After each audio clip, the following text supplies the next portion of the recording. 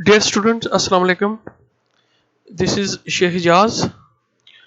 आज का lecture present continuous tense पर बनाया गया है. इससे पहले हम 3 इनडेफिनिट टेंसेस को डिस्कस कर चुके हैं पिछली वीडियोस में. अब हम 3 कंटिन्यूअस टेंसेस यूज़ करेंगे, उनको अंडरस्टैंड करेंगे, एक्सरसाइजेस करेंगे और उनका यूसेज देखेंगे exactly in what situation do we use them.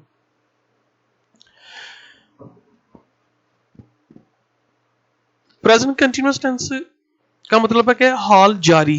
हाल के अंदर यानी प्रेजेंट के अंदर कोई एक्टिविटी, कोई एक्शन जारी हो. जब आपने कोई सेंटेंस या कुछ बोला हो उस वक्त वो एक्शन जारी हो रहा हो. मिसाल के तौर पर अगर देखा जाए तो इसके 3-4 यूज है जो हम आगे करेंगे, लेकिन इसका पहले हम स्ट्रक्चर देखते हैं प्रेजेंट कंटिन्यूअस टेंस का. देखें, ये पॉजिटिव का स्ट्रक्चर है, ये नेगेटिव का और ये इंट्रोगेटिव का, सवालिया फिक्रों का. जो पॉजिटिव स्ट्रक्चर है उसमें हम सबसे पहले यूज करते हैं सब्जेक्ट, फिर हम बी वर्ब इस्तेमाल करते हैं. बी वर्ब की ये प्रेजेंट की 3 फॉर्म्स हैं, एम, इज, आर. उसके बाद हम यूज करेंगे प्रेजेंट पार्टिसिपल. प्रेजेंट पार्टिसिपल क्या होता है? जो बेस वर्ब होता है उसके साथ हम आईएनजी ऐड करते हैं, यानी वर्ब के साथ आईएनजी ऐड करें तो प्रेजेंट पार्टिसिपल बन जाएगा, जैसे ये राइटिंग है. उसके बाद उसके बाद है एक्सटेंशंस. एक्सटेंशंस में मैंने आपको जैसे बताया था पहले भी कि ऑब्जेक्ट भी हो सकता है या कोई एडवर्बियल्स भी हो सकते हैं, यानी टाइम और प्लेस को शो करने वाले वर्ड भी हो सकते हैं, लेकिन यहाँ पर ये एज ए ऑब्जेक्ट लेटर आ गया है. ठीक है जी. अगर हम इसको देखें, Ali is writing a letter, इसका मतलब है अली इस वक्त खत लिख रहा है. ठीक है ना. कोई एक्टिविटी इस वक्त हो रही है, जारी है. ये प्रेजेंट पार्टिसिपल आ गया. ये बी वर्ब की अली क्योंकि सिंगुलर नाउन है, ये सिंगुलर नाउन्स के साथ या ही शी इट के साथ हम इज यूज करेंगे और आई के साथ सिर्फ एम यूज होता है. और अगर प्लूरल नाउन्स हो जाएं या वी, यू, दे, उनके साथ हम यूज करेंगे आर. या कोई सिंगुलर नाउन या कोई प्लूरल नाउन जैसे बॉयज, उनके साथ भी हम यूज करेंगे आर. बी की आर वाली फॉर्म जो प्लूरल, जो जमा को जाहिर करे, जैसे बॉयज आर. ठीक है.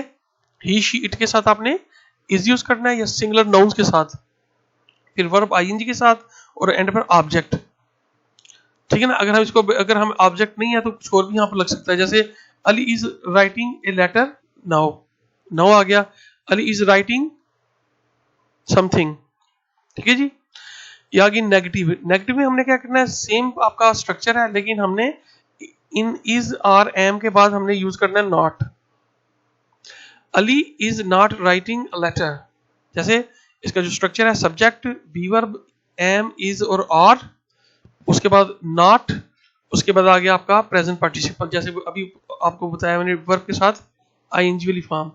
यानी एक चीज कॉमन है सबके साथ, आपने जितने भी कंटिन्यूअस टेंसेस आप यूज करेंगे प्रेजेंट, पास्ट और फ्यूचर के, जो सिंपल कंटिन्यूअस यूज करेंगे, सब में हमने जो वर्ब है, जो बेस वर्ब है, उसके साथ हमने आईएनजी ऐड करना है. उसके बाद ऑब्जेक्ट या कोई एक्सटेंशन होगी. एग्जाम्पल देखें, Ali is not writing a letter. Ali is not writing a letter, Ali खत नहीं लिख रहा है. और उसके बाद आ गया आपका इंट्रोगेटिव का स्ट्रक्चर. इंट्रोगेटिव में हम क्या करते हैं, फ्रंट पे ये जो बी वर्ब है इज आर एम, इसको हम फ्रंट पे लिखते हैं सब्जेक्ट से पहले. ठीक है. एक्टिव वॉइसेस में तो ये देखें, यहाँ पर ये पहले हमने फ्रंट पे एम, इज, आर यूज किया है, उसके बाद सब्जेक्ट, फिर आपका वही वर्ब आ गया वर्ब आईएनजी के साथ, यानी प्रेजेंट पार्टिसिपल, और उसके बाद कोई एक्सटेंशन होगी या कोई आपका कोई ऑब्जेक्ट होगा, वो बाद में आएगा. जैसे ये आ गया. यहाँ पर एंड पर क्वेश्चन मार्क लाजमी है. अगर क्वेश्चन मार्क नहीं लिखेंगे तो योर सेंटेंस जो है उसके नंबर कट जाएंगे इम्तहान में. ठीक है. वो ग्रामेटिकली गलत भी होगा. ठीक है. इसकी एग्जांपल देखते हैं. Is Ali writing a letter. क्या अली खत लिख रहा है? क्या अली खत लिख रहा है? ठीक है जी. एम, इज, आर इनकी कॉन्ट्रैक्टेड फॉर्म्स हैं. ये आ गई एम, ये आ गई इज, ये आ गया आर. और इनकी 2 की जो हम यूज करते हैं नेगेटिव फॉर्म इजंट और आर्ट. ठीक है जी. ये कॉन्ट्रैक्टेड फॉर्म्स नेगेटिव में आ गई हैं, और ऐसे फिक्रे जो कंटिन्यूस के फिक्रे हैं, प्रेजेंट कंटिन्यूअस के फिक्रे जो हैं, रहे हैं एंड पर, रहे है रहा हूं, रही है रहा हूं, ये वगैरह उनकी एंडिंग होती है आमतौर पर अमूमन। उम्मीद है कि आपको इसका स्ट्रक्चर समझ आ गया है। इसको चेक करें, थोड़ी देर देखें इसको कि कैसे स्ट्रक्चर हमने यूज किया। वेरी इजी, और ये सबसे इजी कह लें स्ट्रक्चर है, जो जितने भी टेंसेस आप पढ़ेंगे, this is the easiest structure and also use. अब हम इनका यूज पढ़ते हैं। प्रेजेंट कंटिन्यूअस टेंसेस का यूज नंबर 1 है, ठीक है जी। Use the present continuous tense with normal verbs to express the idea. हम आइडिया एक्सप्रेस करते हैं that something is happening now, कि कोई एक्शन या कोई एक्टिविटी अभी वाकया हो रही है, यानी एट दिस वेरी मोमेंट, बिल्कुल इसी लम्हे। It can also be used to show that something is not happening now. अगर नेगेटिव होगा तो फिर नॉट, कोई चीज वाकया नहीं हो रही। अगर हम ये देखें, इसका जो टाइमलाइन है, ये पास्ट है, आगे फ्यूचर है, बीच में प्रेजेंट है। प्रेजेंट कंटिन्यूअस टेंस में क्या होता है कि कोई एक्टिविटी आपने पास्ट में शुरू कर दी है, यहाँ पर माजी में, और जब आपने वो सेंटेंस बोला, समझ लें आप उस वक्त उसके मिडल में है, प्रेजेंट में है, और वही एक्टिविटी हो सकता है आगे फ्यूचर में कुछ देर तक जारी रहेगी, यहां तक आगे भी। जैसे मैं चाय पी रहा हूं, मैंने चाय यहां पर थोड़ी देर पहले शुरू की, और मैं इस वक्त मिडल में हूं, आधी चाय पी ली और आधी मैं अभी थोड़ी देर में फिनिश करूंगा, और वो चाय जो आधी है शायद आगे फ्यूचर में जाके, जो टाइम अभी तक नहीं आया आगे यहां पर जाकर खत्म होगी, ठीक है। दिस इज मतलब how timeline works as far as present continuous tense is concerned. इसके कुछ एग्जांपल्स हम देखते हैं। You are learning English now, आप इस वक्त अंग्रेजी पढ़ रहे हैं। You are not swimming now, आप इस वक्त स्विमिंग नहीं कर रहे हो। आर यू स्लीपिंग, क्या आप सो रहे हो, ठीक है, ये क्वेश्चन आ गया। आई एम सिटिंग, मैं इस वक्त बैठा हुआ हूं। आई एम नॉट स्टैंडिंग, मैं खड़ा हुआ नहीं हूं। Is he sitting, is he sitting और स्टैंडिंग, क्या वो खड़ा है या बैठा हुआ है, क्या वो बैठा हुआ है या खड़ा है, ये क्वेश्चन आ गया। They are reading their books, इस वक्त वो किताब पढ़ रहे हैं। They are not watching television, वो टेलीविजन नहीं देख रहे हैं। व्हाट आर यू डूइंग, आप क्या कर रहे हो, क्वेश्चन आ गया। Why aren't you doing your homework, आप अपना होमवर्क क्यों नहीं कर रहे। अच्छा, क्वेश्चन वाली फिक्रों में जब WH वर्ड आ जाए, यानी WH वाला क्वेश्चन वर्ड आ जाए, तो उसको आपने बी वर्ब से पहले यानी सबसे फ्रंट पे लाना है, यहाँ पर वाई, वेयर, व्हेन, हाउ, विच वगैरह वगैरह, ठीक है। उम्मीद है कि आपको इसकी समझ आ गई होगी, इसकी पहले यूज की, ठीक है। ये बिल्कुल स्ट्रेट फॉरवर्ड यूज है। अगले यूज की तरफ चलते हैं। जो सेकंड यूज है, लॉन्गर एक्शंस को शो करता है। कोई लॉन्गर एक्शन है, वो इस वक्त प्रोग्रेस में है। पहले आपने पढ़ा था, जो शॉर्टर एक्शन था यहां से शुरू हो गया था, लेकिन अब ये लॉन्गर एक्शन है, थोड़ा दूर से शुरू है, ठीक है, लेकिन है वही चीज जो प्रेजेंट हमने अभी बात की है। यानी in English now can mean this second, now का मतलब है अंग्रेजी में इस वक्त, इसी लम्हे, टुडे, आज, दिस मोमेंट, दिस मंथ, इस महीने, दिस ईयर, इस साल, दिस सेंचुरी, इसी सदी में, एंड सो ऑन वगैरह वगैरह। समटाइम्स बाज़ बात क्या होता है कि we use the present continuous tense to say that we are in the process of doing a longer action.